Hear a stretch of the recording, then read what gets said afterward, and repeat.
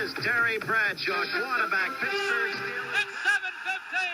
There's a new home run champion of all time, and it's Henry Aaron. This is baseball, Major League Baseball. And this is ABC's Monday Night Baseball, live from Fenway Park in Boston, Massachusetts. Looking.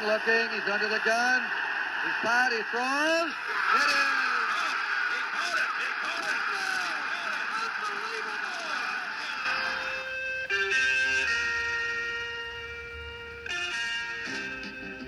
Hello and welcome to the Past Our Prime podcast. I kid you not, Christmas seemed like it was yesterday and it's already the end of January. How is that possible? Probably because we're recording this on the 7th of January, but still, it's the end of January. I don't care what anyone says. Lynn Swann on the cover of the January 26th, 1976 Sports Illustrated after winning MVP of Super Bowl X in the Steelers' 21-17 win over the Cowboys. Bill Mahoney and Mark Hoffman here as always. And Mark, what do you remember about this game? Oh, I watched that whole game. I was very depressed being a diehard Cowboy fan. And that cover shot of Lynn Swann making that juggling catch over Mark Washington. Oh, man, that play was like in slow motion to me as a kid. I'm like, no. So Swanee, one of 10 Hall of Fame players on that Steelers team. So, Billy, I know you're a little bit tired, but that's all right. Try and name as many as the other 9 as you can. On the which Hall of Famers? Yeah. Well, you got John Stallworth and Swan, Lambert, Ham, Mean Joe Green, Mel Blount. Yep. Not Jerry Mullins, not Ernie Holmes, not Mike Wack, Terry Bradshaw, Franco Harris. Yep. But there's one more I'm missing. You're missing one more. Not Ernie Holmes, is it? No. Can I guess? Yeah. Donnie Shell. Well, Donnie Shell, yep. He's one. So there was 2 more then. Donnie Shell and part of that draft. Oh, you're gonna. I know it too. Let's see. Lambert. You got me. Center. Oh, Webster. Mike Webster. Oh, isn't that amazing? That's amazing. Yeah, I whoever did the drafting and the scouting for the Steelers was out of control amazing. Yeah. And that doesn't count the owner, Art Rooney, Hall of Famer, and head coach Chuck Noll, Hall of Famer. That's right. And who knows if there's an assistant coach that went on to do good things. I'm sure. Yeah, for sure. Hard to believe they were such a crappy team in the 50s and 60s. Yeah. I know. You look at it, but before those times, the Steelers, there was a point they'd make the playoffs in 38 of 39 years or 37 of 38 years. Yeah. Nothing. They were an absolutely terrible organization. And then they get this draft and they start winning. And since then, they've only missed the playoffs 20 times since 1974. Yeah, it went from a Pirates town to a Steelers town. It sure did. And the Raiders are now paying 3 coaches not to coach for them next year in Gruden, McDaniels, and Carroll. And the Steelers have had 3 coaches in the last 56 years. Isn't I thought there was a 4th guy in there that they're also paying. Am I wrong? That could be. That's good management. Whoever the next coach is. Well, Chip Kelly. How could Al Davis be? That's it. That's it. $6 million. How could Al Davis be so good and Mark be so bad? It just goes to show you, just because your parents are really good at something doesn't mean you are. Yep. Yeah. I've never worked with a person like that, so I don't know. Yeah. Ever. And, look, the Gruden thing blew up for them. Yeah. That really set them back. No question about that. Why don't they just rehire him now? I've heard rumors. Scott, you talked about the other day them maybe you wanting them to hire Flores. Yeah. I was listening to Dan Patrick's show. That's what they were talking about, that the Raiders should, go for Flores. Really? Yeah. And then Harbaugh. One of the guys came on, one of the NFL guys came on and said the Raiders are looking hard at Flores. And I thought, wow, look at Scott knowing his stuff right there. Yeah. That and $1. Yep. So of those 10 Hall of Famers, the great Jack Ham, considered to be one of the greatest outside linebackers in the history of the game. He'll be joining us in just a bit to talk about that game, that team, some of those teammates of his. Can't wait to meet up and talk with Jack in just a little bit. But first, Bill, you go first. Okay. I'm going to stick with my namesake. It's Bill Bowers of Pennsville, New Jersey. He was a dedicated bowler, just like like we are, obviously. Now, but Bill Bowers, he had a chronically bad heart, but he regularly competed in 10 different bowling leagues. He substituted on other teams whenever the chance came, and he also spent a good part of his remaining time bowling practice games. But unfortunately, he died. And his wife, good wife that she was, to honor him, she tucked away under the funeral blanket when the casket was closed. She put his bowling ball with him. And the pallbearers were like, my God, this guy was exactly. God, he rolled a 30-pound ball. What the hell? Yeah, it was nice. Very nice. No pins, just the bowling ball. Just the bowling ball. Yeah, the pins might have been fun too. Yeah. Mark? Well, I got a little radio contest, KMBR in San Francisco. So the Raiders announcer, the legendary Bill King, great announcer. He was known for his catchphrase, Holy Toledo. So they had a contest to see during the regular season, how many times would he use the word phrase, Holy Tomato or Holy Toledo? Tomato. Yeah, tomato. I don't know. Tomato, that's right. Anyway, 14 listeners picked the right number. 27 times he said that Holy Toledo. And the winner was a guy named Charles King. Apparently no relation, but I don't know. Anyway, what did they win? What did Charles King win for this great feat of his? This is the ultimate prize. Oh my God. He won 4 days and 3 nights in Toledo, Ohio. Woo. Bill, you could tell us about Toledo, right? I spent 8, 9, 10 summers there. I know a lot about Toledo. The one listener responded by phoning KMBR. He said, if the winner got 4 days, what did the loser get? 8 days? Yeah. Hey, that's a lot of mudhead games you can go to. Absolutely. Have you guys been to Toledo? Nope. I have not. No. And I was invited to go to Mudhead game, and I didn't do it. And I really wish I did because it sounds like it'd be fun. Yeah, that would be fun. It's a lot of gangs there. Oh, good. Yeah, a lot. You have the gangs of New York and the gangs of Toledo. Yes, it's one of the roughest cities in the United States. Lovely. Really? Yeah. They said it, Mark. You got a hog farmer.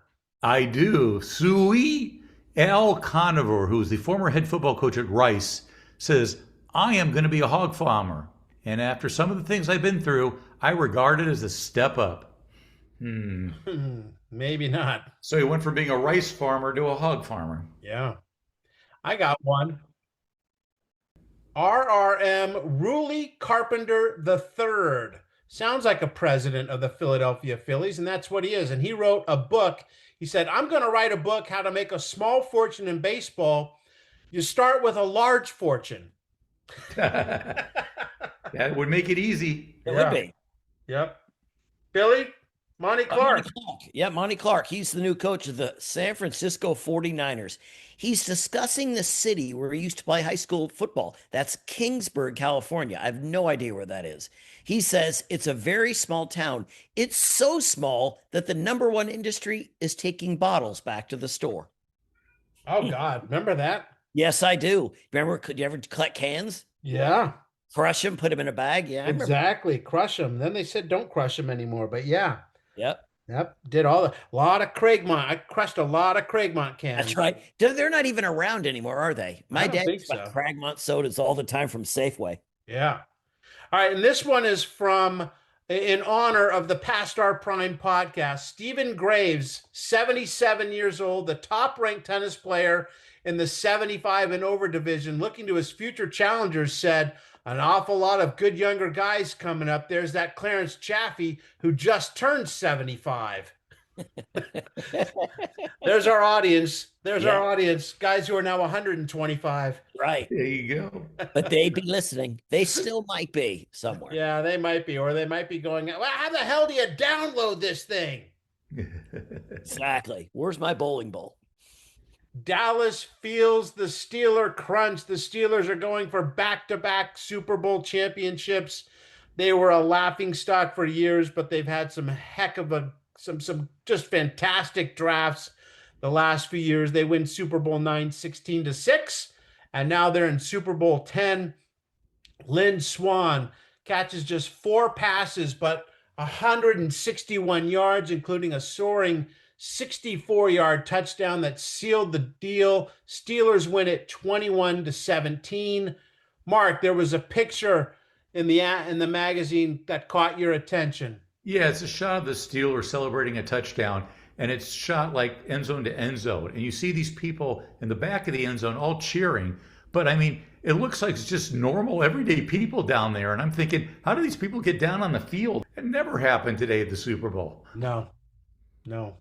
Can't even get into the Super Bowl. No, Right. not a regular person can't. Right? I'm talking not just the money, yeah, but like I remember I think it was the Seahawks Broncos one in New York. It took like 90 minutes to get through security. People missed like the whole first half of the game. They're paying like $5,000 a ticket and they can't get in. You know who could get into any Super Bowl though? Say again? Joe Fowler could get into. Oh, yeah, that's right. Right. Sorry. Yeah. He could get into. He could do it now without even using any of his connections. Yep. Dallas stopped Franco Harris, forcing Pittsburgh to rely on Terry Bradshaw's arm and Swann's aerial brilliance to repeat as champions.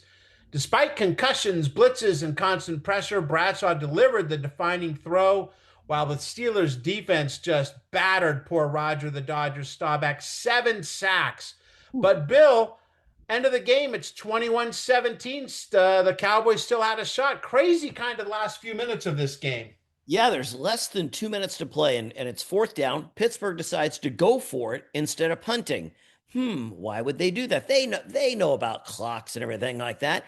Well, they're saying that up in the press booth, a frantic Pittsburgh assistant coach kept yelling because the clock stopped. He kept hollering at Art McNally, who is the NFL supervisor of officials. From the opposite side of the glass, he's yelling, "Hey, McNally, the clock stopped. Hey, McNally, they're not running the clock." McNally calmly says, "The clock always stops when the ball changes hands." The Steelers' brain trust, they just thought that because Dallas used all their timeouts, that the clock would keep going. They had forgotten that rule. Yeah, I mean, you go for it on 4th down, you don't get it, clock stops. That seems like a natural thing that I guess you just get excited because you think, oh, Dallas is out of timeouts. We're going to win now. And, it wasn't 4th and 1. It was like 4th and 5 or something like that from close to midfield. So very strange that they made that decision. And it almost cost him. If you watch the highlights of the game, Staubach is throwing to the end zone from like the 30. Yep. As time runs out. So that's a true brain fart by everyone up in the booth, everyone everywhere. Yeah. Yep. In Super Bowl 10, Jack Ham was everywhere, helping anchor a Steelers defense that pressured Roger Staubach all afternoon.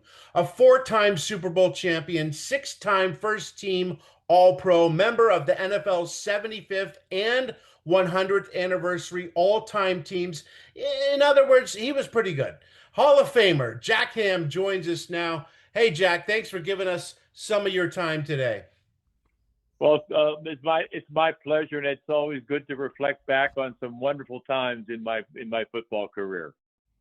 Absolutely. Jack, on the cover of this issue is Lynn Swann, MVP of that game, and he had a great game. 4 catches, 161 yards, that touchdown, that famous catch where he's fallen to the ground. But let's be honest, right? Let's talk a little defense here. Much like Super Bowl 9, you could make a case the MVP of this game, the steel curtain, and that defense you guys had. You guys were relentless.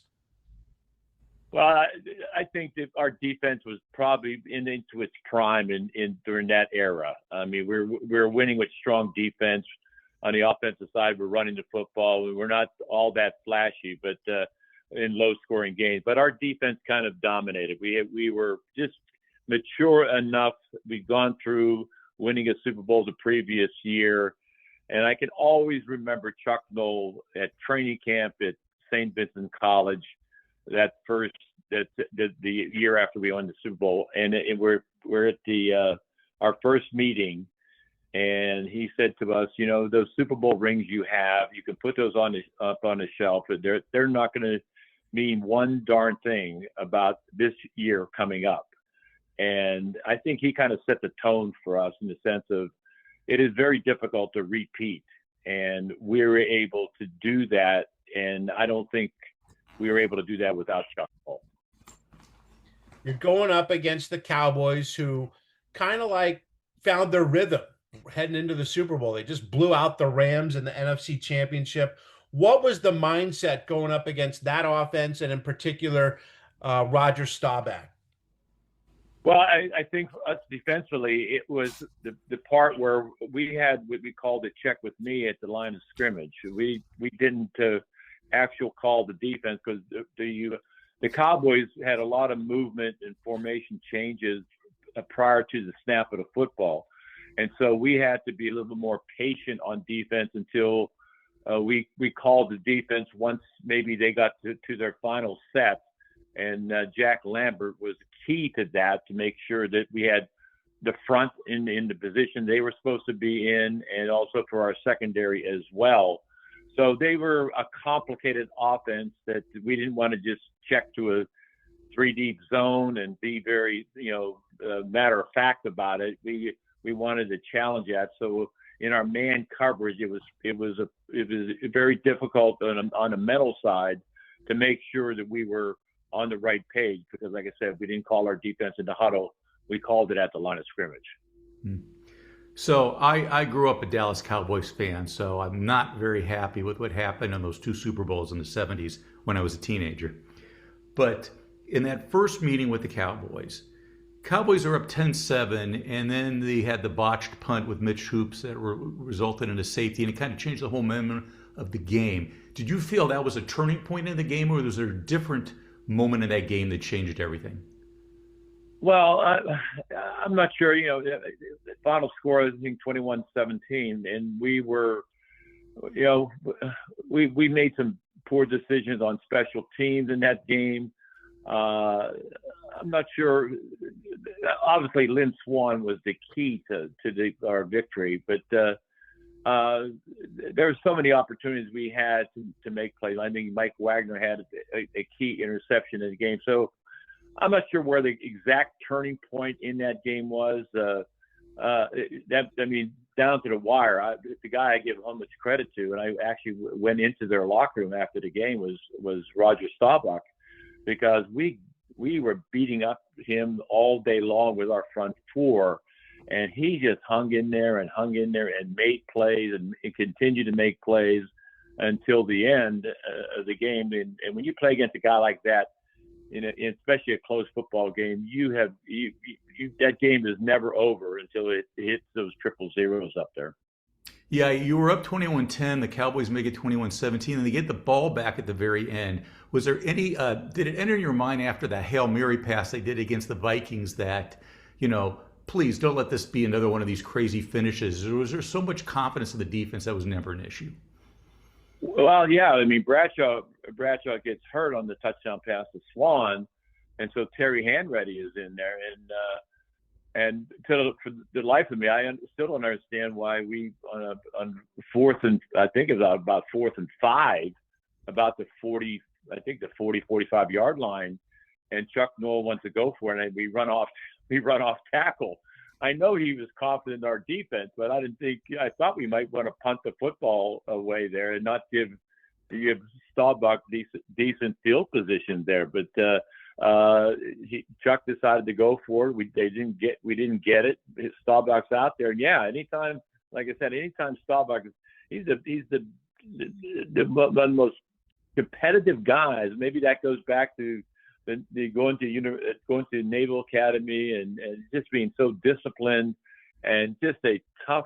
You never say that about a quarterback being tough, but he was a guy who was like that. And but at the end of that game, we're hanging on against the Cowboys, and it was you're waiting for them to make a play. We're just trying to make sure that defensively we were solid again, and we're able to do that.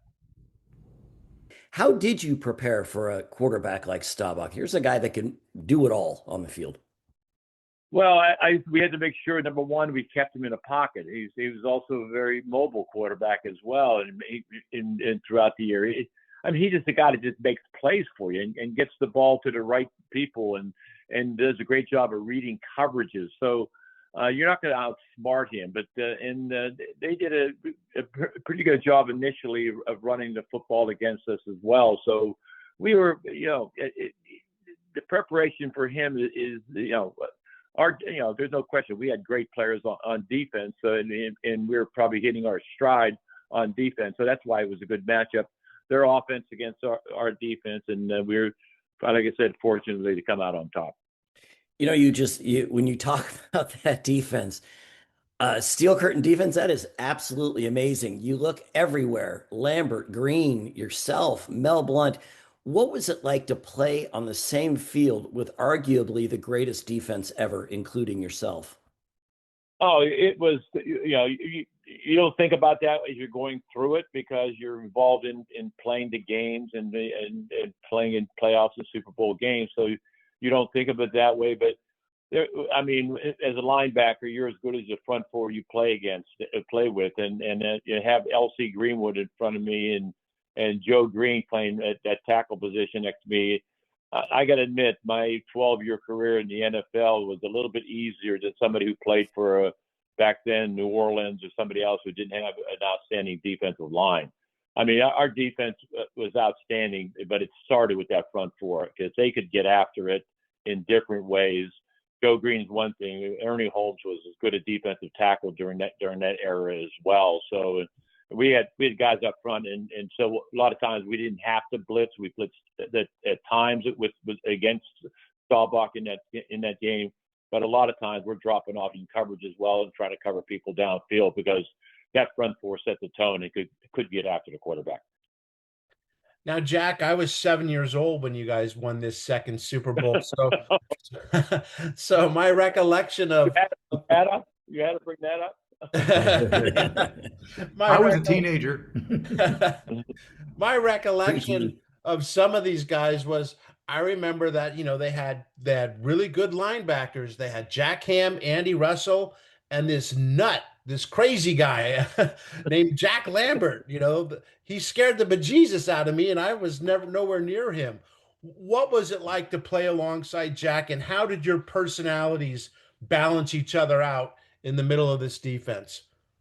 Well, everybody, the image of Jack Lambert, and I think he enjoys seeing that image of him out there. But the thing that was great about Jack, and we won his rookie year. He's our starting middle linebacker, and the same for after playing against the Cowboys, he just felt that the Super Bowl was on the normal schedule for the Pittsburgh Steelers because he was his first 2 years in the league. He was winning two Super Bowls, and the thing about him, I don't think anybody realizes this, how smart he is, and having a middle linebacker who is getting people in the right positions, because mental mistakes in pro football, especially in the biggest game of the year, the Super Bowl, those are the things that win and lose football games for you. And he's a smart guy. He understood the passing game, and being about 6'4", maybe 6'4.5", he was very instrumental in the middle in our zone of getting underneath routes and making a quarterback throw over top of him. But the personalities, we all meshed because, everybody was different out there. Jack Lambert was in an Ernie Holmes. They kind of beat to a different drum, and then you have, a guy like Andy Russell who's more a tactician out there. So multiple personalities, but somehow, some way, we were all able to mesh together on a defense, and was able to put together a defense was, I think, and I agree the fact that this was one of the best defenses of all time in the NFL. We had Jim O'Brien, the Pittsburgh writer, on towards the end of last year, and he told us getting back to Jack Lambert about how smart he was, that Jack, on planes and stuff was always reading, always had a book in his hands. And I'm like, that's not intimidating. This defense was intimidating. Did you guys embrace that identity, or did it just kind of naturally become that for you guys? I think this is, we had all kind of personalities, and obviously Jack, but yeah, and he did. He's a well-read guy, and he got varied interest, and it kind of just meshed. We needed that middle linebacker, not so much the fact of how, sometimes how people think he's lost his mind, but he's the guy that understood how to, in a very early part of his career, rookie year, second year, making some incredible changes in our defense on the fly kind of things that you don't expect from a first or second year middle linebacker. That's a hard position to play in the NFL. Quarterback and middle linebacker is the most difficult positions to play, I think. And he was able to just, come in. I mean, he came in early to camps his rookie year so that he could learn all the defenses we were running, and so get a head start on his pro football career, and just got I just admire the fact of the mental part of the game for him. I mean, it just I saw it so many times, so many different examples, and he was the guy that just we needed a guy like Lambert, and all of a sudden we draft him in the second round, and he's a perfect fit. So you win 4 Super Bowls in a short period of time. Was there any one of them that meant more? Was it the first one against the Vikings, the 2 against the Cowboys, the last against the Rams? Or does each Super Bowl have its own meaning to you? I think the first Super Bowl, I think, is always the one. I think that it's also the most difficult because you were trying to get there, and you're trying to get over the hump. And at that time, the Raiders and the Steelers were kind of vying for that, and so to get through the AFC was very, very difficult.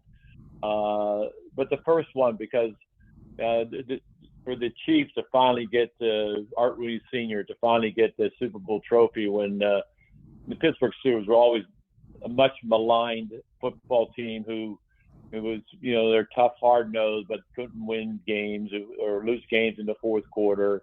And that kind of all changed. And it kind of changed, I think, with my draft, and also we were put over the top with the draft with Swann, Lambert, and Stallworth, and Mike Webster. And so, but the first one is the most difficult. And then once you won that first one, to be able to do it back to back, I think is the thing that I cherish the most about our football team, because there's not one team on that schedule that does not point to that game, because you're defending Super Bowl champions, and to go through that and come out the other end and win that again, I take a lot of pride in that, and we were able to do that twice. As a player, I read something, and I don't know if you can tell me if this is true or not, but they said you were the fastest player on the team for the first 10 yards. Faster than wide receivers, faster than running backs, the fastest. Is this true? Yeah, that is true, because it started for me in college at Penn State, where we would be timed in 10 yards. And I think that's a brilliant move, because if I'm a linebacker, in the first 10 yards is where I'm going to have success or failure on a play. If I'm running a 40-yard, everybody runs 40-yard dash. If I'm running 40 yards as a linebacker, I'm chasing somebody. And so that quickness in that 10-yard range is so important to a linebacker, making a play against the run and or the pass. So yeah, I was like that in college, and I had that that burst that really, really helped me so much in being able to both diagnose plays on the run, get into pass coverage, get into man-to-man coverage. And yeah, I found that to be the most beneficial for me, being able to be quick in a short space in that 10-yard period. But I think it also shows not just fast, your instincts were amazing. It just always felt like you were arriving at the play, not reacting to it. Well, I took a lot of pride in that, and I also learned from it. You talk about on the job training. Andy Russell, who had been in the league for 5 or 6 or 7 years, who played the other side, he was a guy that he was such a smart individual, not just in football, but just a smart guy. And I was smart enough to realize I could learn from him. So, being that kind of bookend linebackers, I saw what he was able to do, and I always remember when I signed my contract here in Pittsburgh as a rook coming in as a rookie, and Dan Radakovich, who was my linebacker coach at Penn State, who was also ended up being the coach at the Steelers as well, it said to me because he was at the luncheon where I signed my contract with Pittsburgh, and Andy Russell was running stadium steps at that time Three Rivers Stadium, and Dan Radakovich, who was always giving me good advice, he said, "Just do what that guy does." He's pointing to Andy Russell out on the field running his steps. He goes, "Just do what that guy does, and you'll be fine in this league." And he was exactly right.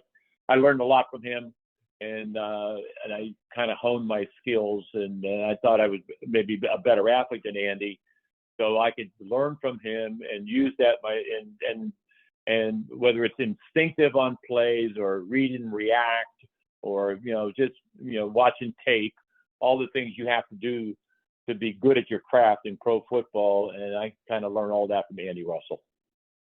You mentioned it just a little bit about the draft. How did you fall to the second round? That's your skill level and what you were at Penn State. Were you surprised?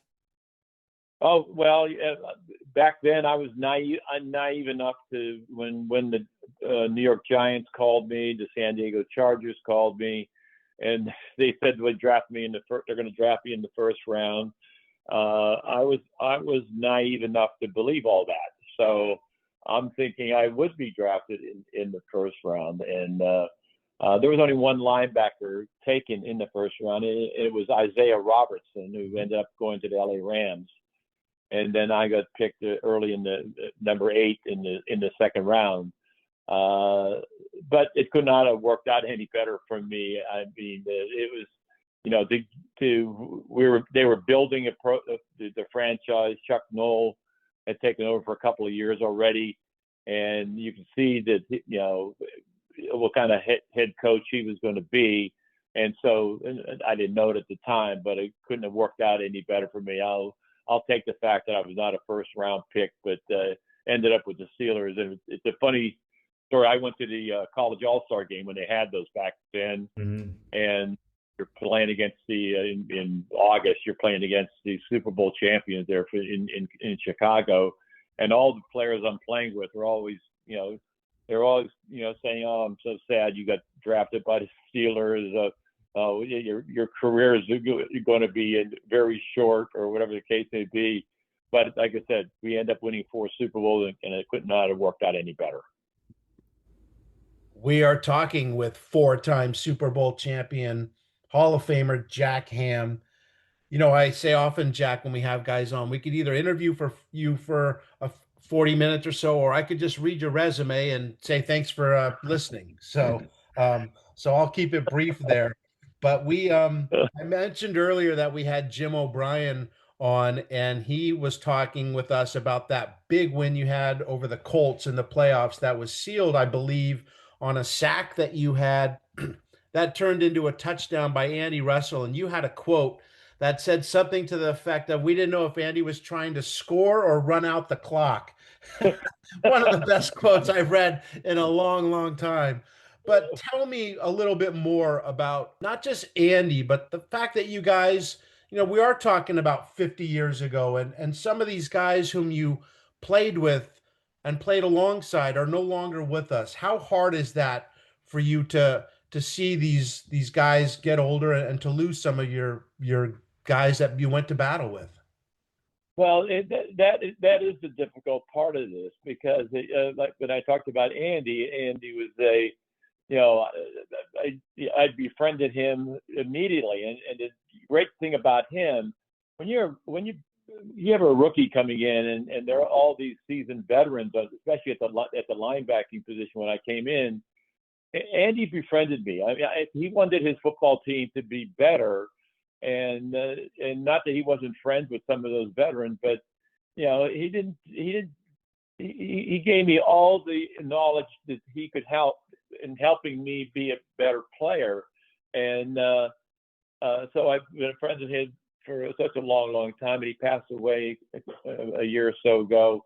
And it is very difficult because you have a bond with these guys, because we didn't have the movement we have now today in pro football, and actually even in college football for that matter. But so you're with these guys for a 7-8 year run, and that's the way it ended up for us, because we drafted well in 71, my year, and 74, and so I'm playing with these guys, and we become friends for over a decade, and it is difficult to see when guys like L.C. Greenwood, who played in front of me for 10 years, passes away, and what a great player he was. And I think he's getting close to being in the Hall of Fame now. We'll find out, I think, in the next couple of weeks. But it is difficult, but it's a bond and friendships that I do, in fact, cherish. You mentioned Chuck Noll saying to you guys in training camp, put those rings away. They're not going to help you whatsoever win another Super Bowl. Well, now you got two. That speech becomes a little more difficult after each one, I imagine. But what was Chuck Noll like in the locker room after that game? He's such a reserved, kind of quiet guy. Did he ever let his guard down and say, "Hey guys, job well done"? No, you know what? It's typical Chuck, and I don't know if you guys have ever got a chance to meet him, but he could have been a CEO of a tech company, and that's the way he ran his football team. He was there was no speeches in the locker room before a game. I remember my rookie year, we're playing against the Chicago Bears. I'm starting, pro football as a rookie. I mean, it is I am as excited as I can be about being starting my pro career. And he gathers the team up in the locker room. He goes, "Well, we're gonna introduce the defense here today, and let's go." That was his locker room speech for my first game as a professional linebacker for the Pittsburgh Steelers. Go get him! And I am just so many years later, and I'm with him at his functions and whatever, and he always, his philosophy was, you know what?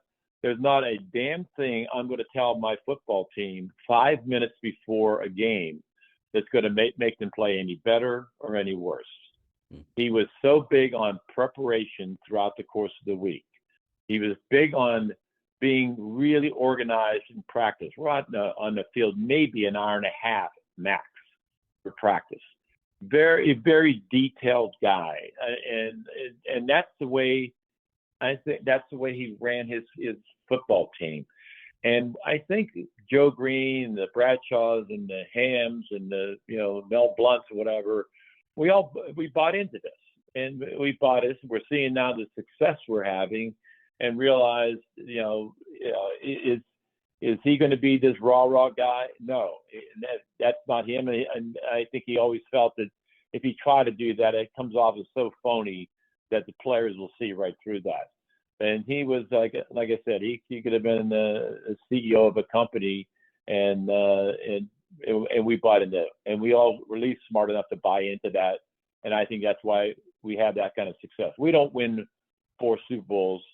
We can do it maybe without Jack Ham or Joe Green or whatever, but you're not going to do it without Chuck Noll. And he was the key to us winning those championships. You were blessed for playing for 2 great coaches, not only Chuck Noll, but in college, Joe Paterno at Penn State. How did Joe compare to Chuck? And did Joe kind of help you segue into the NFL by the teachings he gave you in college? Well, when you're in college, when you're 18, 19, you need direction, and that's what Joe Paterno was able to give to his football teams at Penn State.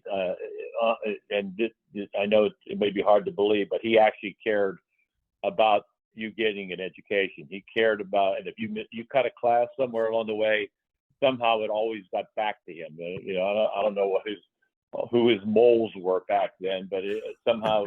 He found out about those kind of things, and really he cared about education. That's why the library is named after him at Penn State as well. So, but he was in a college atmosphere. He was more emotional. I can remember us, playing West Virginia. We're down 14-0 at the half, and he read the riot act to us in the locker room. And back then we had. On away games, if you see the Penn State uniform, they're all white. There's nothing on them except the numbers, other than all the white parts on the road when you play on the road.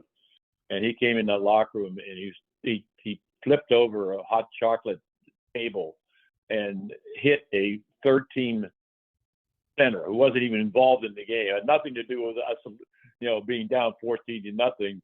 And had hot chocolate all over this white uniform that had no grass stains at all because the kid didn't even play, and that happened in our locker room. And I'm thinking to myself, this is, you talk about an emotional guy who was so mad at us and our performance in the first half. So this guy was emotional, much more than Chuck, as I mentioned, and maybe that's what you need when you're 17, 18 years old. You are a Pennsylvania guy, born in Pennsylvania, played college football in Pennsylvania, your pro career in Pennsylvania.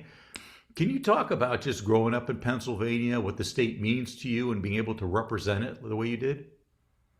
You're exactly right. I grew up in this town, Johnstown, Pennsylvania, and it's a steel town. It's kind of a mini Pittsburgh. And football is on a Friday night. High school football is a big deal, and it's a big deal even till today.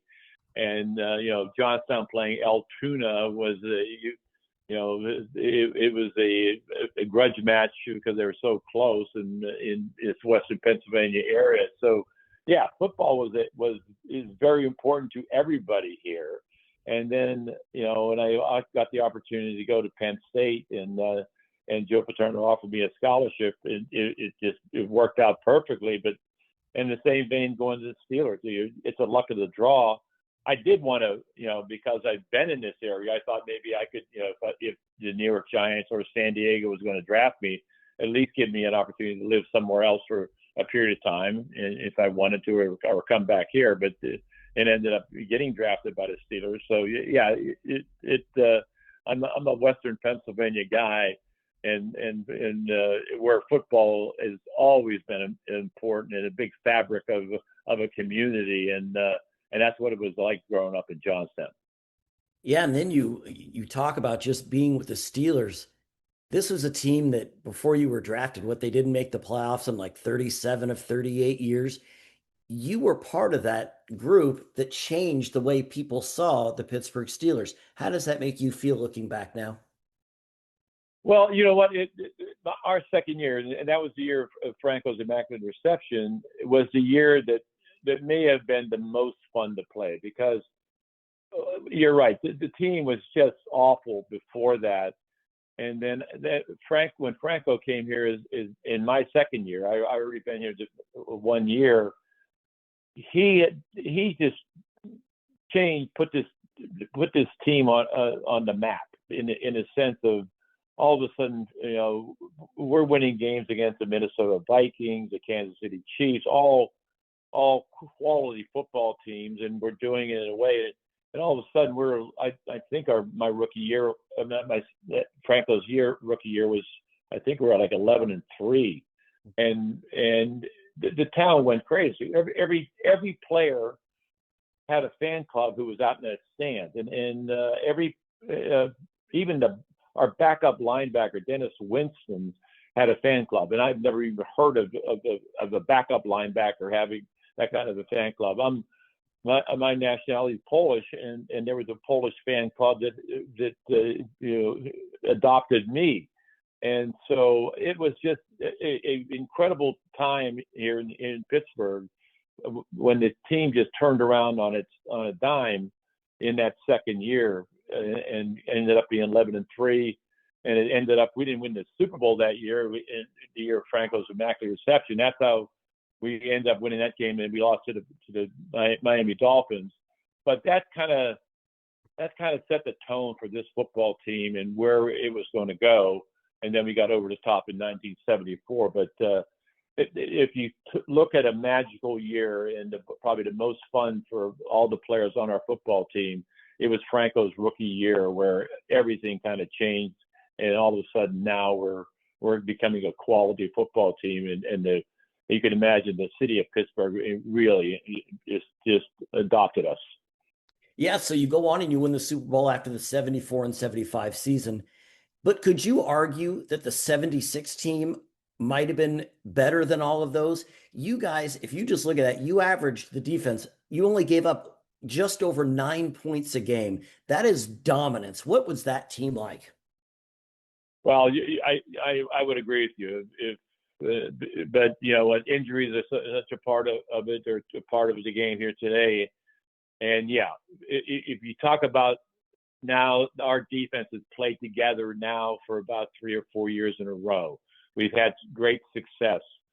And then we go down to Baltimore, which had a really good football team with Burt Jones and Lydell Mitchell and Roger Carr. And so that was a good offense. But the thing that was different and why that year was special is because all of a sudden our offense is really coming on with John Stallworth and Lynn Swann and Frank Lewis. We're 3 wideouts out there who are just, made our passing game, and Terry Bradshaw just a very dominant offense. So yeah, you're exactly right. I think that was our team kind of, what you say when we peaked, it was right then. And but we ended up getting Franco and Rocky hurt in that game, in that Baltimore game. Then we ended up losing to the Raiders that year. But a lot of my teammates, and along with me, feel that year might have been our best year as a team. I think our defense dominated early. Our offense dominated late in my career. But 76 was the time, I think, when it was everything on both sides of the ball was probably as good as you were going to get. I mean, yeah, I worked for the Seahawks back in 2013 when they won the Super Bowl, and it was Legion of Boom, and they were dominant. But you guys, you just look at that season, your last 9 games, you pitched 5 shutouts, and there were 2 games your defense only allowed 3 points. How does that happen? How did you guys come together and be able to put together a run like that? Well, it started because of the fact that we started off that year 1-4, and my wife always tells me she was, after winning 2 Super Bowls and starting off 1-4, I think we lost to the Raiders. I forget who all we lost to, but in New England, and we weren't playing really good football. And then we get Bradshaw hurt as well, and my wife is saying to me, because I can't even go to the grocery store because they look at the check that she's writing or whatever, and she goes, "Oh, you're married to Jack Ham," and now they start bitching about the football team because we're 1-4. Bradshaw's hurt. It looks really bad for us, but then we put together that run, and I think on the defensive side of the ball, we kind of felt, we're not going to be able to score a lot of points here. With Mike Krusek, our backup quarterback. So we're going to we can't give up a whole lot of points. And our defense, I took that kind of as a challenge, and we created turnovers. I mean, we made a run there. You're exactly right. We're not, if team got a field goal or whatever, we're on the sidelines complaining because of the fact that we gave up any kind of points at all. And we took it as actually a real challenge for us to give our offense they didn't have to score a bunch of points to win football games, got us back into the playoff situation, and then we end up losing to the Raiders. All right, so I've got a question here that is unanswerable, but Well, Pete, thank you. perfect for you, Jack. You know, we hear all the time the 1986 Bears, the 1986 Bears. So go ahead, make the case for the Steelers defense. Which one belongs as I don't even say the best, but why would the Steelers be considered the best in your point of view?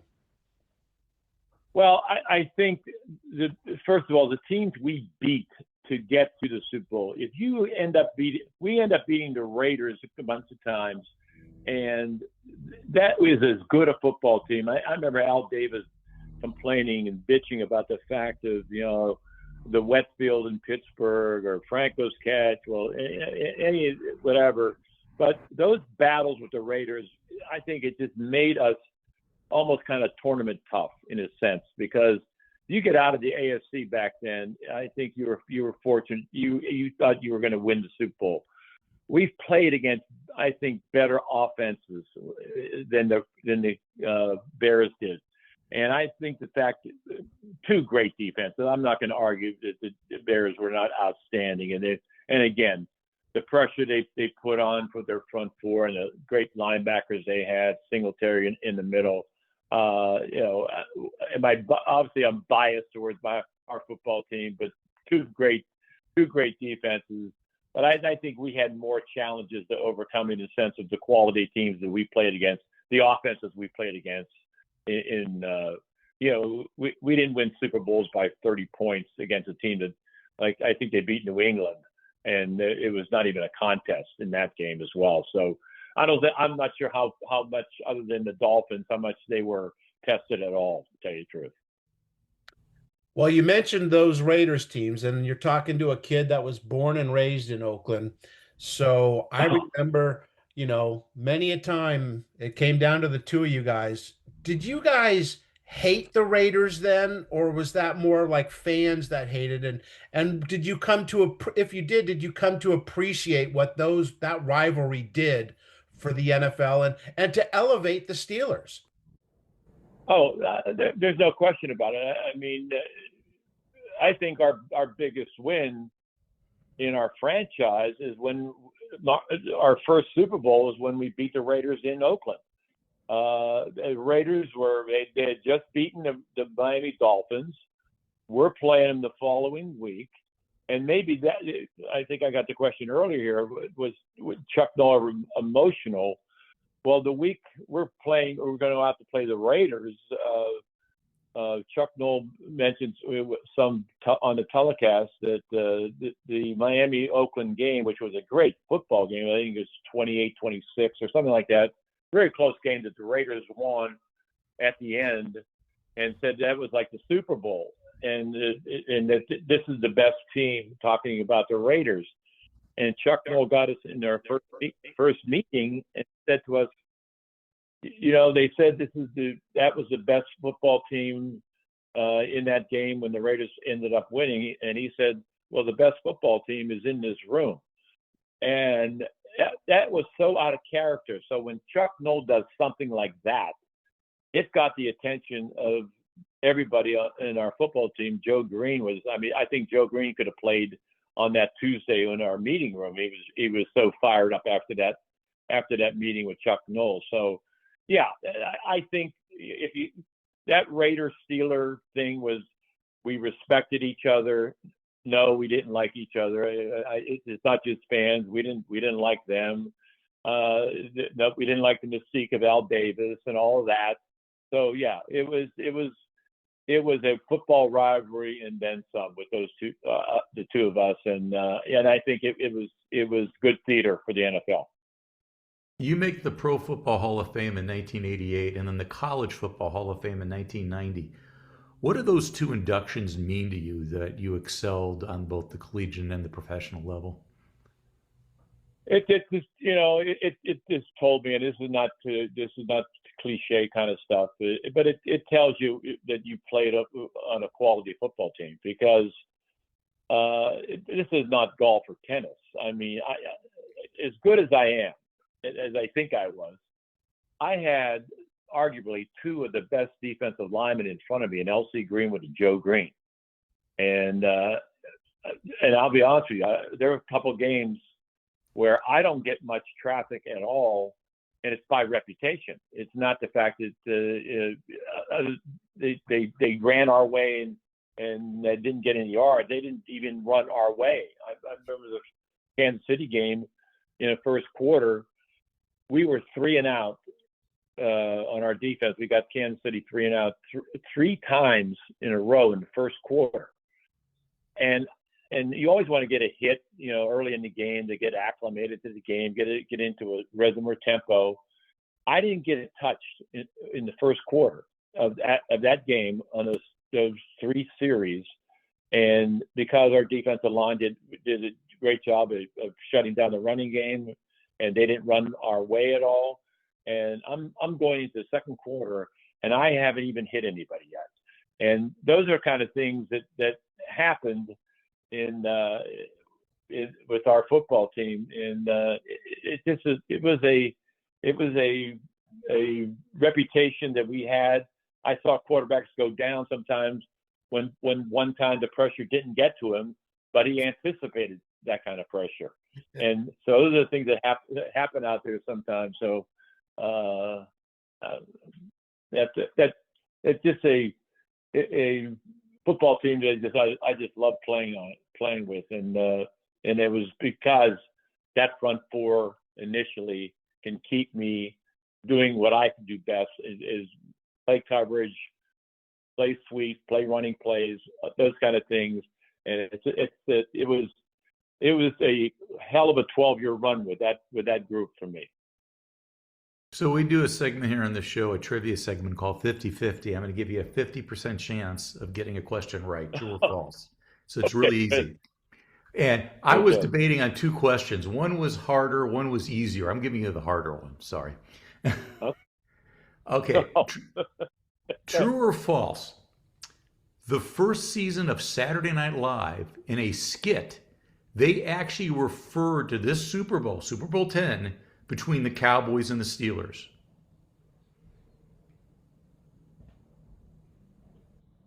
I'll say true. It is true. It was one of the samurai skits with John Belushi. I can't remember which one. Buck Henry was a guest. He comes in, he starts talking to him and goes, so who do you think is going to win tomorrow's Steelers-Cowboys Super Bowl? I can't remember what the prediction was, but I do remember they asked that question. Okay. Nice. Well, speaking of that Saturday Live, when they listed the top 100 players in the NFL, and I think I'm number 50 something, whatever. And the 2-minute or 3-minute voiceover on the highlight package of me was done by Dennis Miller, and he's from Pittsburgh initially, and he was on those Saturday Night Live, and I think he was just fabulous there. And I still have the clip of him doing that, and he is just when you talked about Saturday Night Live, it just reminded me about him and his career on that show. So, well, Jack, I've got a question that's going to be this one's really going to stump you here. It's going to get you. Go ahead. So get ready. No. Not too many defenses get to say they have a roller coaster named after them. Have you ridden the steel curtain at the Kennywood Park? I have not ridden the steel curtain at Kennywood Park. I knew that was it was named, but no, that Jack has not been out to Kennywood in a long time. I went out there way back when, but no, so I have not ridden it. Well, you're talking to a couple of roller coaster fans in Bill and Mark, so maybe they'll write it and send you a picture. Jack, Super Bowl 10, one last question. It was important to all of you. It's a Super Bowl. But maybe to your quarterback, it was more important to him than anyone. Was winning the second Super Bowl finally vindication for Terry, that he no longer had to answer those questions, that going forward, he was the guy and would turn out to be who he became? Well, I think it really was a turning point, because Oh, no, that was the first year. Okay. Okay. I'm trying to recollect here. No, I got the years mixed up because the year we won our first Super Bowl, we interchanged quarterbacks with Bradshaw to Joe Gillum to Terry Hanratty throughout that year. And then finally, late in the year is when Noel went back to Bradshaw. And I really believe that was the turning point because after having mild success with Gilliam, Chuck went back to Bradshaw, and then we went on to win that first Super Bowl. I think that was the turning point, and I think that happened probably. New Orleans game was probably about game 8 or 9 in the season. There was turmoil throughout the year of who was going to be our quarterback, and I think that solidified it. I think for Terry, for being our quarterback going forward. I was going to say I'm old enough that I remember the '69 Steelers team that went 1-13. Roy Jefferson was an incredible player, but I remember that 1-13 team. So, yeah. How old are you guys? I'm 105. 111. Mark went to the games when they were the Pittsburgh Pirates. Yes. I do have one thing to add. You guys didn't ask me this, but it's hard to. Can I add something? Absolutely. Well, you have Lynn Swann, and in that Super Bowl, who ended up in the championship game against. Wait a second. He was MVP, right? He was MVP in that Super Bowl, right? Right. Okay. He in the 4 or 5 catches he had for 150 yards or something. Andy Russell and I are on the sideline while they are on the field, and I'm not talking about the deflected ball downfield for 40 or 50 yards, whatever. He ran a zone adjustment. They were playing a cover 2 adjustment where the corner is rotating up, trying to jam Swann, and that safety is trying to come over the top and make the play deeper downfield. And the key for that is the quarterback getting the football right in that seam area, right before the safety, up over top of the corner, and before the safety can get over there and make the play on the ball. That's why with Bradshaw having a strong arm, sometimes as soon as Swann clears that corner, you want to deliver the ball. It's right on the sideline where Andy Russell and I are standing, and we'll call that zone adjustment. And the ball is high, and it looks like it's going to be out of bounds. And Swann literally goes up, catches the ball, and was able to tap 2 feet down in bounds right in front of Andy and myself. Andy and I looked at each other because half of his body was out of bounds. Yep. And he makes this incredible catch. And like I said, Andy and I looked at each other, did not say a word, and we were just jaw-dropping catch.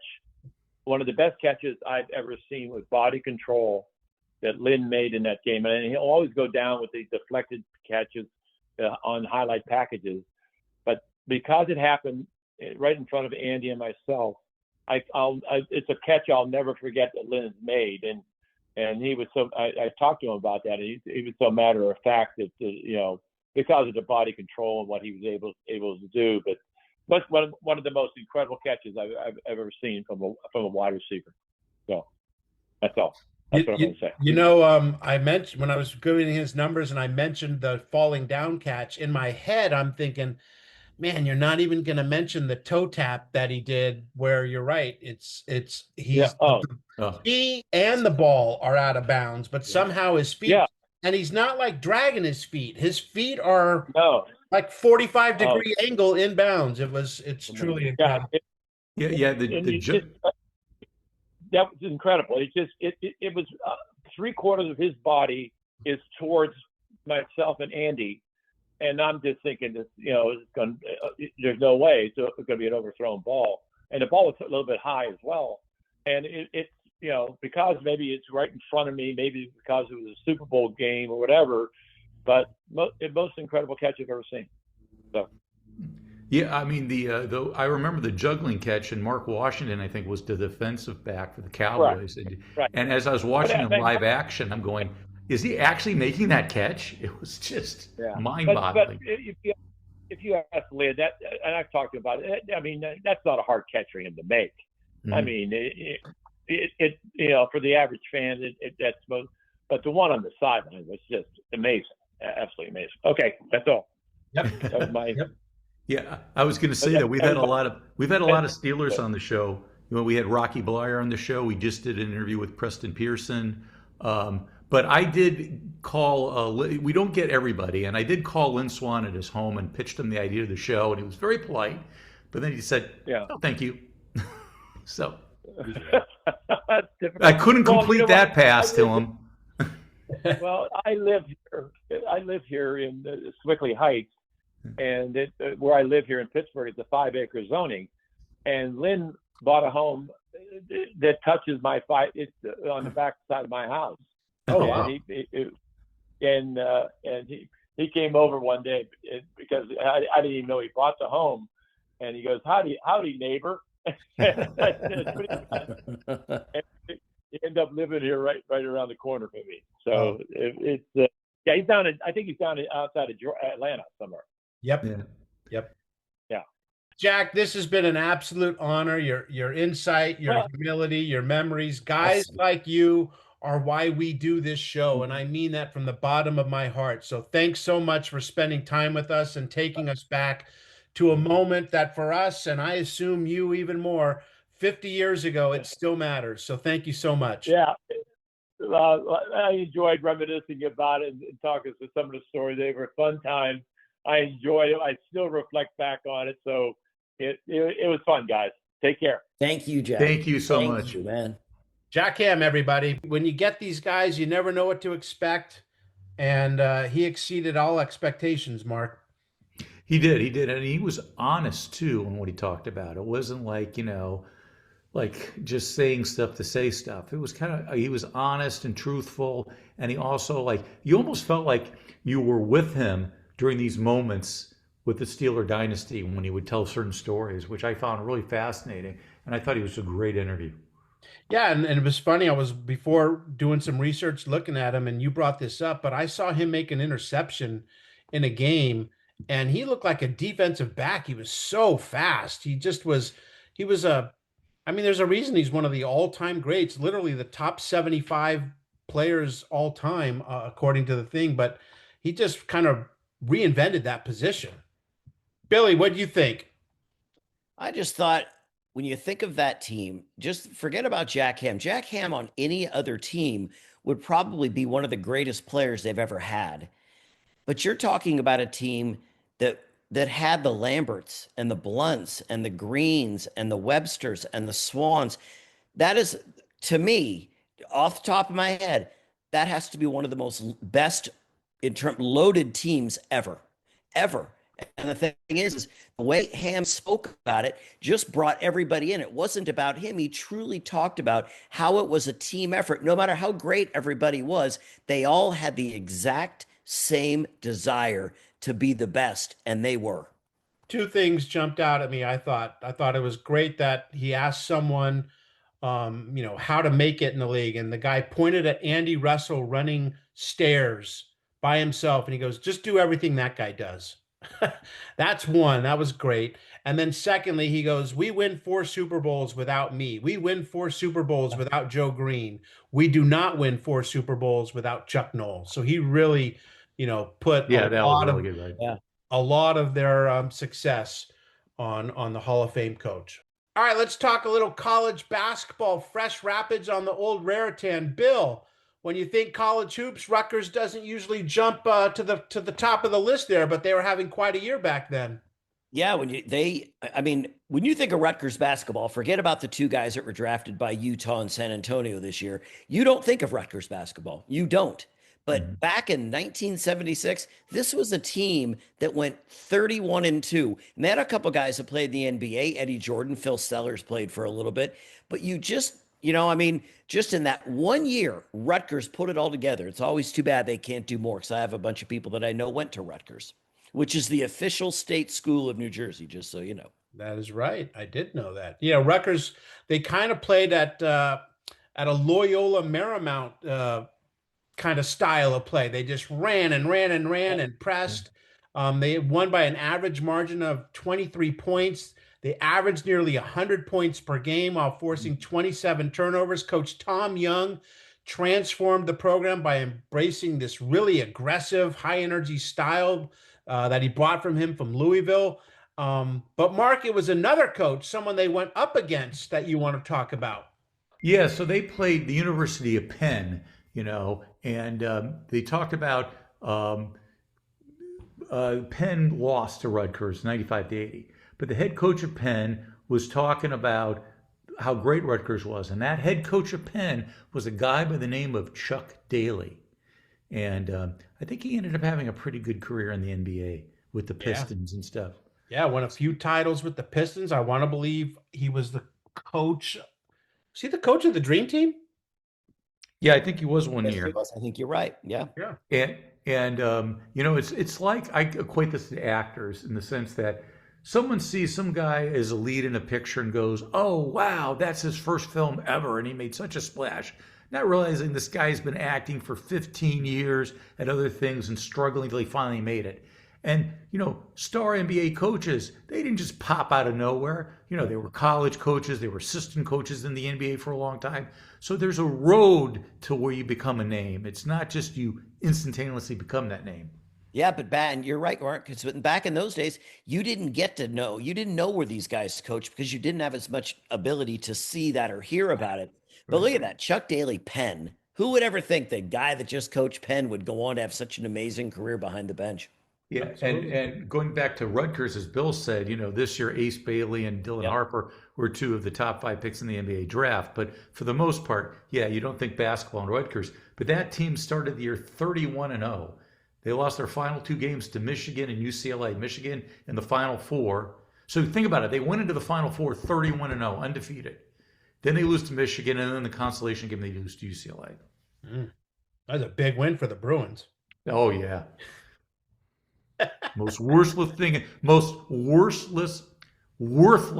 I can't talk tonight, worthless thing in sports, the consolation game of the Final Four. The funny thing is, absolutely for UCLA, I bet Rutgers would have loved to have beaten UCLA. Oh, yeah. Yeah, that's true. They would have put up a banner just for that. Right.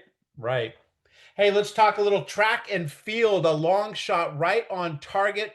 Jeff Capes, 6'6", 300-pound British police officer. No, he is not running the 100-meter dash. He's a shot putter. And Billy, he was a strong dude. He was in 1981 and 83. He won the world's strongest man competition. I'll just give you a couple things that he did. He did a truck pull, which was 10 tons over 35 meters. And then he did the weight toss, which is what we all do. He threw 56-pound weights over a high bar, which is 15 feet 6 inches. Oh my God. I mean, and when he was born, he weighed over 12 pounds. For the love of God, man. That's a big 375 pounds. Oh, that poor mother. I'm looking at some of the personal records he's had. I haven't heard of some of these. Like, have you heard of, let's see, he's done a caber toss. I have no idea what that is. Yeah. How about this? An ox cart deadlift. Don't know what that is. But he did 475 kilograms, which equates to 1,047 pounds. Isn't a deadlift right over your head? Yes, deadlifts over your head. Oscar, you just have to reach your, above your thigh. Yeah. But he did that in the 1985 World's Strongest Man competition. That is, 10 tons is 20,000 pounds. Wow. And you're pulling it. Right? Unbelievable. Wow.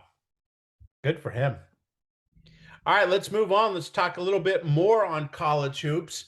Marymount College, not something you would think we'd be talking about here, Mark, but they're making quite an impression this year.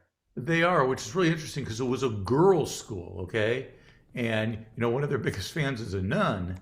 And then all of a sudden, in the 1970-71 season, they allowed boys to come to the school and they started a program. And so they hired a coach to run the program. So Marymount College is in Kansas, and that coach turned them into an NAIA powerhouse. And NAIA is a smaller version of college. Mm-hmm. So the coach's name was Ken Cochran. He was hired for the 70-71 season. And this was 2 years after Marymount allowed full-time students. So he just, built it into a powerhouse. He had a 285-56 record in 11 seasons. At one point, they won 106 straight home court games. Wow. So they won third place, I think, in 76 in the NAIA tournament. But the reason people are saying, well, I've heard of Loyola Marymount in Los Angeles or in I think, Baltimore, but I've never heard this Loyola Marymount or Marymount school in Kansas, and there's a good reason why. It closed in June of 1989. At that time, it had an enrollment of 653 students. So that's why you haven't heard of it. Yeah, that's 36 years ago. That's when the A's last won the World Series. Not that I'm upset about that. No, you're not. It's been 84 action, for the Tigers.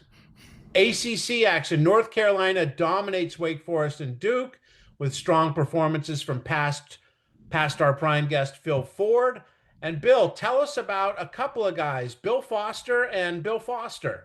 Yeah, incredibly enough, and you don't see this very often, the two coaches, the coach of Clemson, coach of Duke, were both named Bill Foster. So no matter who you chose, Bill Foster won. Yeah. He was going to coach him to a victory. Exactly. Foster wins. He's a loser, too. Foster brought Clemens to a 102-96 overtime triumph over Bill Foster. But that's great. That's if you're a half full kind of guy. But if you're a half empty kind of guy, you could be like Bill Foster lost. That's right. I like half full. And you know what they did after the game? What? For a couple Fosters. Because Australian for beer, mate. That's right. That's not a knife. That's not a knife. This is a knife. Yeah, man, our accents are terrible, but they sure are fun. Kentucky's Joe Hall accuses Tennessee of foul play, but Tennessee rebounds to beat Florida behind the Ernie and Bernie show, Bernard King and Ernie Grunfeld. And Indiana remains unbeaten thanks to Scott May's scoring and Kent Benson's support, another past guest of ours, Kent Benson. Bobby Knight on what makes Scott May so dominant for Indiana? Easy. He said, work. Hard work. Yep, that'll do it. For the record, because somebody's got to keep score. Let's get to the end of this. For the record, Monty Clark, Bill. Monty Clark was hired by the Niners. He became the NFL's youngest head coach. But the next year, the franchise was sold to Edward DeBartolo Jr., and that means that Monty Clark got fired. Not because he did a bad job, but because DeBartolo brought along general manager Joe Thomas, and Clark was familiar with Thomas from his days with the Dolphins and knew the chaos and disruption Thomas would bring to the 49ers. So Clark out. Now, what ended up happening is Thomas really did. They said it was the worst 3 years ever for the franchise that Thomas, when he was the GM of the Niners. And that's interesting because we were talking about how the Steelers were so bad before they became so good. The Niners in that late 70s were like the laughing stock of football. Yeah. They were awful. Yep. What was the one guy that he went to, was it 49ers? He also coached the Jets. He won like one game. Rich Kotite? That's it. Yeah. When did he win like one game and like 3 stops or 4 games? Yeah, it was not good. He's consistent. He was. Mark, tell us about the new head coach at Florida State. Yeah, he's a guy by the name of Bobby Bowden. He's 46 at the time. Wonder if he'll last long. He had been the head coach of West Virginia for 6 seasons. Well, I think he did last long. Bobby Bowden was the coach at Florida State starting in 1976. and he didn't stop till 2009. That is 33 years. Yeah. 34 seasons. 34 seasons, 316 wins, 97 losses, 4 ties, 2 national championships, 12 ACC titles, 27 consecutive bowl appearances. One of the greatest college football coaches ever, Bobby Bowden. People, real stories. Drexel Lawson, Mark, who's that? He's a senior in North Dakota School for the Deaf. He won the 100-meter dash at the Pan Am Games for the Deaf in Venezuela, which wouldn't be a good place to hold right now, the Deaf Games. But in 1975, he was unbeaten in sprints, and he was the state's high school athlete of the year. So that's like a really great story. So I was curious as to, what happened, to him. He was a great athlete, but he passed away in 2023. And the newspaper in North Dakota, Grand Forks, did a really nice article on him because they said he was just a great person. And he died in his home, not in North Dakota, but in California. He was only the second North Dakota athlete to win 4 opens at the Class B state track meet. He captured the 100, the 220, the 440, and the 180 hurdles. I mean, just an incredible athlete. And if you think about it, I don't know, do you really need to hear to be a great track athlete? I guess you have to hear the gun go off. But, is hearing central, once the race starts to racing? Yeah. I don't know. I would think not once it's going, but I would think the start in a short race, the start's the only thing that matters. But this is really interesting. So a week before the state finals in 1976, he couldn't compete because he got involved in a motorcycle accident. So that's interesting. He was riding a motorcycle. Huh. Years ago, I dated a deaf woman, and she was, she said all her senses are so much more heightened because she can't hear. So she could pick up things in terms, she goes, I can't hear, but you can see, and you can see reactions and what people are doing, because she was an athlete too. And she said, never stopped her. She goes, there are certain things you've got to be looking at, but she could do everything that everyone else could do. She just couldn't hear. Bill, I was worried we were going to get through an issue without Mark talking about someone who died, but thank God right here at the end, he pulled one out. And now you're going to be a copycat. I am. Yes. I like to copy Mark because he's just a great man. And I know he'd want the tradition. If Mark would have just looked this one up. This is about Barry Crane. He was a television producer from Studio City, California, and he won his 5th William H. McKinney Trophy, given yearly by the American Contract Bridge League. And I know we all know about bridge. He would go on to direct such shows as Trapper John M.D., The Incredible Hulk, Mannix, and Wonder Woman. Unfortunately, though, he was murdered in Studio City in 1985, and his killing wasn't solved for more than 34 years. So who did it? It was a drifter, a transient that went into this underground parking when he pulled in and bludgeoned him to death, and then moved out or took off to Texas. And as we become more scientific, they were able to take DNA samples and track him down. I was wondering why that name sounded so familiar to me. Yeah. And I think because I used to see him on the credits, maybe it was Mannix. Yeah. It was a show. And for those of you who don't know Mannix, Dallas, Hawaii Five-0, all those shows. Mannix was a private detective show, which was the favorite show of previous guest Larry Farmer's parents. Yes. And he got to go on the set. Yep. Interesting. All right, last thing in the show then. Joseph Duza from Toledo. He says, come on, who are you kidding? A feature article on the sport of model building? Now, I suppose in the next few months, we'll have a feature article on the sport of building an electric train set. Give us genuine sports enthusiasts a break. Stick to articles on real sports or girls in bikinis. I added the last part. Well, isn't that model building? Yeah, that's very good, Mark. Yeah. Maybe the model building, how to put the bikini on correctly. Yes. How to build a model. Yes, how to take the bikini off correctly. Yes, the ins and outs. There's no bad way to take it off. We're getting in a lot of trouble here. Mark, you got one? Yes, I do. It's courtesy of John R. Hudson from Anaheim, California. And he says, hopefully the next time the Big Ten loses in the Rose Bowl, it will occur to you to describe it as something besides an upset. Each year we see the same old thing. Michigan and Ohio State take turns losing to, a West team. And if you think about it, like, I think the Big Ten had lost 11 of the previous 17 Rose Bowl games played. But think about it, it's a home game for the West Coast team, especially if it's UCLA or USC. So there's the advantage right there.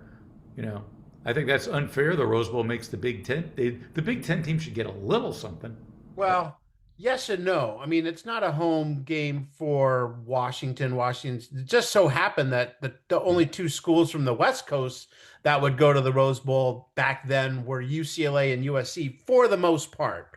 And yes, for them, it definitely was a home game, and that played a big role in UCLA's win over Ohio State. But hey, look, if they're bashing Ohio State and or Michigan, I'm good with that. Me too. Anything else, boys? I just want to say one thing in closing. I know this show is for January 26th, 1976, but we're taping it on January 7th, 2026. And it's the 1-year anniversary of the Eaton and Palisades fire. I lost my home in that. Tonight I went to a little ceremony where they shined 3 lights into the sky, courtesy of Rick Caruso, to represent the devastation and the hope for a brighter future for the communities of Malibu, Palisades, and Altadena. And just wanted to say that, what doesn't kill you makes you stronger. And the resiliency of people is the strongest asset that people have. That was a crazy night, crazy week. And glad to see things are starting to get back to normal. Maybe by the end of the year, I hear, Mark, you could be back in. We could be, but we're like the first 10%, 90% of the people on where we are, which is unfortunate. Some of it is financial, some of it is just bureaucracy. Yeah. Yep. That's a wrap for today's show. From Lynn Swann's iconic catches and Jack Ham joining us to talk about Super Bowl X, a week of grit and glory and history, which keeps reminding us why we love these stories. And we'll see you next time as we dig deeper into the moments that made sports unforgettable. For Bill Mahoney and for Mark Hoffman, I'm Scott Johnston, and we are past our prime.